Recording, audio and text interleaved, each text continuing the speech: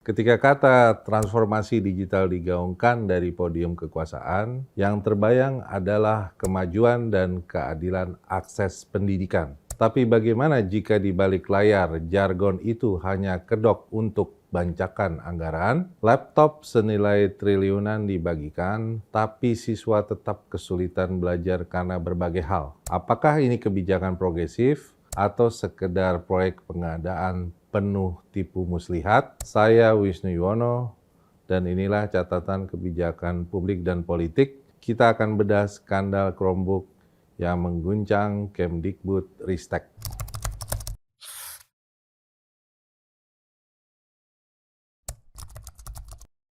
Kejaksaan Agung melakukan penggeledahan terhadap rumah Ibrahim, salah satu staf khusus dan juga ahli teknis di Kemdikbud-Ristek. Penggeledahan berlangsung di kawasan Jakarta Selatan. Dari lokasi tersebut, penyidik menyita barang bukti elektronik berupa laptop dan ponsel. Sebelumnya, pada 21 Mei, Kejagung juga menggeledah kediaman dua mantan staf sus lainnya, Yuristan dan Fiona Handayani, dan menyita laptop, ponsel, hard disk, serta sejumlah dokumen. Meski belum ada tersangka yang ditetapkan, penyelidikan telah meningkat ke tahap penyidikan. Kepala Pusat Penerangan Hukum Kejagung Harli Siregar menegaskan bahwa penyidik menemukan bukti permulaan yang cukup, terutama atas dugaan manipulasi dalam proses rekomendasi teknis proyek tersebut. Tahun 2019 sudah pernah dilakukan uji coba terhadap penggunaan Chromebook ya, di setidaknya ada 1000 titik ya. Tetapi dinilai itu kurang efektif. Kenapa? Karena dia berbasis internet.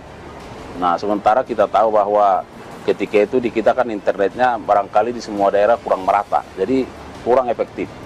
Nah, tetapi dalam pelaksanaannya analisa terhadap Chromebook itu tetap dilakukan, walaupun itu bukan menjadi hal yang dipertimbangkan, ya, sesuai dengan apa hasil uji coba tadi, ya, sehingga ini tetap dilakukan. Jadi kita melihat ada persekongkolan di sana, ada permufakatan jahat. Fakta anggaran menunjukkan bahwa total nilai proyek sebesar 9,9 triliun rupiah, di mana 6,3 triliun berasal dari dana alokasi khusus. Tahun anggaran proyek berjangka dari 2019 hingga 2022.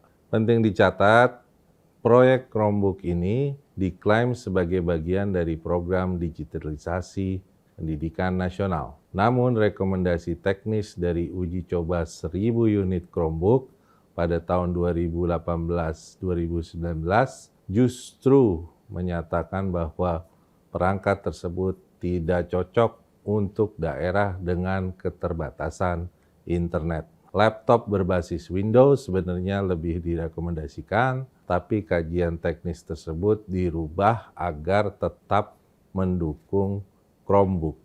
Kejaksaan menduga kuat bahwa pemufakatan jahat untuk mengarahkan hasil kajian demi memenangkan penyedia tertentu. Kasus ini tidak bisa dilihat sebagai persoalan teknis semata. Ini adalah bagian dari pola yang lebih luas, yakni inkonsistensi antara kebijakan pusat dan realitas pendidikan nasional. Kebijakan Merdeka Belajar yang digaungkan oleh Menteri Nadiem Makarim menekankan otonomi sekolah, pengembangan karakter, dan pembelajaran berbasis critical thinking yang banyak terinspirasi dari negara-negara Skandinavia. Namun, masalahnya, apakah konsep ini tepat guna dalam konteks pendidikan Indonesia yang sangat timpang secara geografis, kualitas guru, dan infrastruktur? Skor PISA 2022 untuk literasi Indonesia adalah 371. Ini menunjukkan kita berada di bawah Malaysia dengan skor 415, Vietnam dengan skor 431, dan Korea Selatan dengan skor 514. Hanya 38% guru di daerah tertinggal yang mendapat pelatihan rutin, dan menurut data Kemdikbud 2023 lebih dari 7.000 SD masih kekurangan ruang kelas yang layak. Contoh paling gamblang adalah zonasi pendidikan.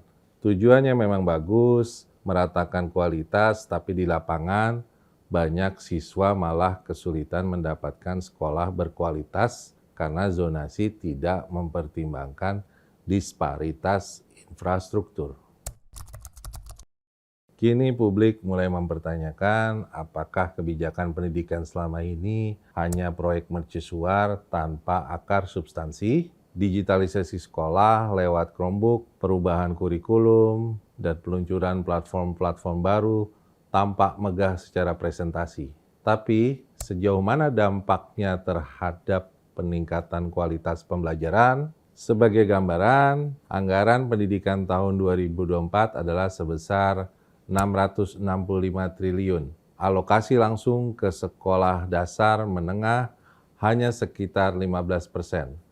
Berdasarkan laporan BPK, dari 240.000 laptop yang didistribusikan, lebih dari 37% tidak sesuai spesifikasi atau tidak digunakan dengan optimal. Perlu kita ingat, pendidikan adalah investasi jangka panjang, bukan alat pencitraan atau proyek cepat untuk memenuhi target kinerja menteri.